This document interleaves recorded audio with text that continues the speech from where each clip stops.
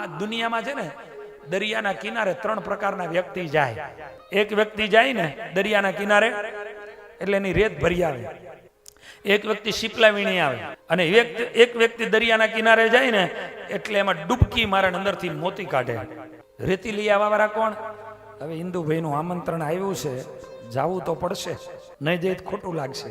વ્યવહાર હાચવા આવીએ એટલે આપણે રેતી લઈને જઈ. એક શીપલા વીણે. ના ના, કથા છે ને તો ચાલો ને, સારું ચાલો 5 દાડા જાસું, હો કથામાં બેસવું છે. તો શીપલા હાથમાં આવે અને એક અંદર ડૂબકી ખાય અને અંદરથી મોતી લઈ આવે. એ આ કથાની અંદર જે જે શબ્દ આવે છે અને એ શબ્દોને કથાને સાંભળ્યા પછી પોતાના જીવનનું પરિવર્તન કરે. સ્વામીજીએ કથામાં આ કીધું હતું તો આપણે કેમે કરીને એને કીધું એ પ્રમાણે હવે જીવવાનો પ્રયત્ન કરીએ, એ પ્રમાણે આગળ વધવાનો પ્રયત્ન કરીએ. એ રત્ન લઈને જાય છે, એ મોતી લઈને જાય છે, એ મોતી લઈને જાય છે. તો આજે કહેતો હતો કે ભગવાનનો ઉપકાર સત્કર્મ, અને એ સત્કર્મ એમાં આજે કહ્યું કે આ દુનિયામાં ભગવાનની કથા જેવું બીજું મોટું કોઈ સત્કર્મ નથી.